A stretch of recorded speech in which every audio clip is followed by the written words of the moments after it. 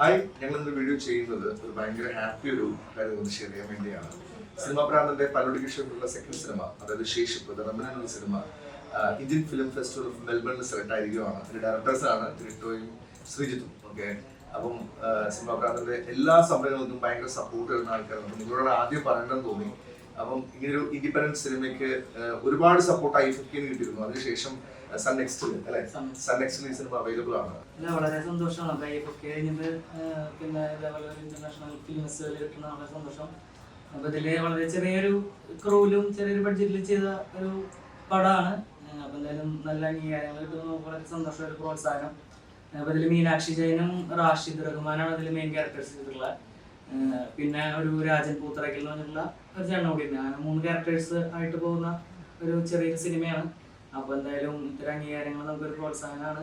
അപ്പോൾ സിനിമ പ്രാന്തന്റെ ഭാഗത്തു നിന്നാണെങ്കിലും സാജിദ്ക്കയുടെ ഭാഗത്തു നിന്നാണെങ്കിലും നല്ല സപ്പോർട്ട് ഉണ്ട് ഇത്തരം സിനിമകൾക്ക്, അല്ലെങ്കിൽ പുതിയ മേക്കേഴ്സ് വരുമ്പോൾ.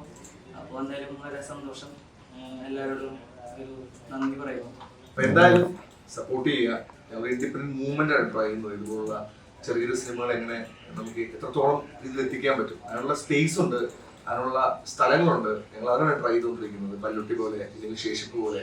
ഞങ്ങളുടെ 3ാമത്തെ സിനിമ ഷൂട്ട് കഴിഞ്ഞു. മഡ് ഫിഷ് എന്നാണ് മഹേഷ് മധു എന്ന് പറയുന്ന കഴിഞ്ഞ 3 സ്റ്റേറ്റ് അവാർഡ് വിൻ ചെയ്തിട്ടുള്ള ആളുടെ സിനിമയാണ്. അപ്പം ഈ സിനിമകൾക്കെല്ലാം തന്നെ സപ്പോർട്ട് മഡ് ഫിഷ് കൊണ്ടാണെന്ന് വിശ്വസിക്കുന്നു. എന്തായാലും ശേഷിപ്പ് നിങ്ങൾ കാണാത്ത ആൾക്കാരുണ്ടെങ്കിൽ നിങ്ങൾക്ക് അത് സൺ നെക്സ്റ്റിന്റെ OTT പ്ലാറ്റ്ഫോമിൽ അവൈലബിൾ ആണ്. സിനിമ കാണുക, സപ്പോർട്ട് ചെയ്യുക, ഇൻഡിപെൻഡന്റ് മൂവ്മെന്റുകളെ സപ്പോർട്ട് ചെയ്യുക. Thank you.